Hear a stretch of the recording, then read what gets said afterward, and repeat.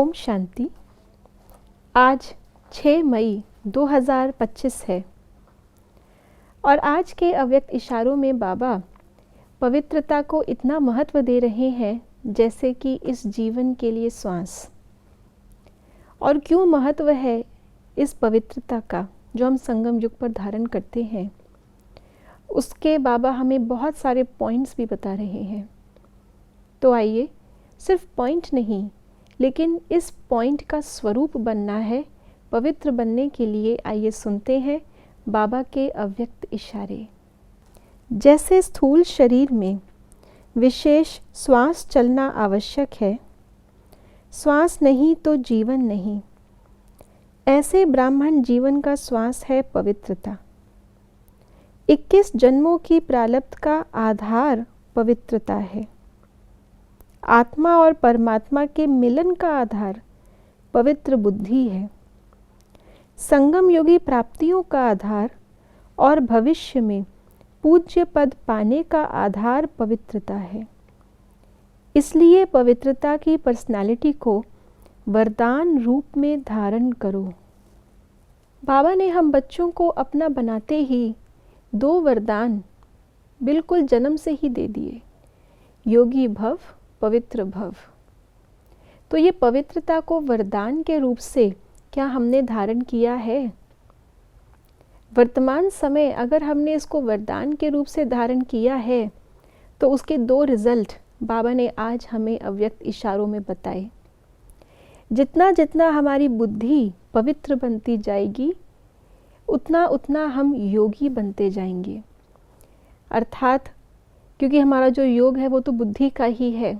जैसे कि एक सुई के ऊपर अगर जंक लगी है, वो पवित्र नहीं है, साफ नहीं है, तो चुंबक उसको खींच नहीं सकती।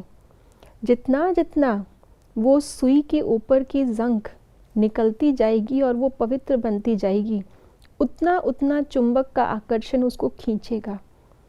ज़्यादा पवित्र, ज़्यादा आकर्षण, उसको चुंबक का भी आकर्षण और दूसरी जो सुइयां हैं उसको भी फिर वो आकर्षित करने के योग्य बन सकती है।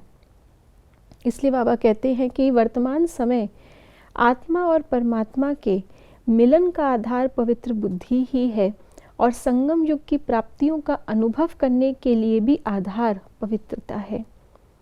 कई बार हम अनुभव करते हैं कि अगर मन में, बुद्धि में कोई बात बैठ जाती है, अपनी ग्लानि की कोई बात या दूसरे की कोई बात, किसी की नेगेटिविटी या किसी भी चीज़ के प्रभाव में बुद्धि आ जाती है, तो फिर योग लगाने में मेहनत लगती है, बीज रूप अवस्था को प्राप्त करने में मेहनत लगती है। अनुभव बहुत मेहनत करने के बाद भी थोड़ा ही हो पाता है, संतुष्टि नहीं होती है योग से। तो बाबा कहते हैं इसलिए अपनी बुद्धि को हमें हर बात से पवित्र रखना है, तभी हम संगम युग की प्राप्तियों का और विशेष परमात्म प्राप्ति का अनुभव कर सकते हैं।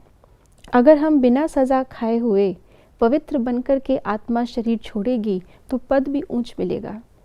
अगर पवित्रता कम है और सज़ा खानी पड़ती है तो बाबा कहते हैं कि पहले हमें मोचरा मिलेगा, फिर मानी मिलेगी, वो भी थोड़ी सी। और साथ साथ सिर्फ सतयुग और त्रेता तक ही हमारी पवित्रता की प्रारब्ध नहीं है, द्वापर से भी कैसे हम पूज्य बनेंगे उसका आधार भी पवित्रता है। जितना अभी हमारे अंदर पवित्रता के संस्कार, उतना ही हमारी पवित्र रूप से पूजा विधिवत होती है। इसलिए पूरे कल्प में ही पवित्रता का महत्व है। इसलिए बाबा ने आज इसको ब्राह्मण जीवन का श्वास कहा।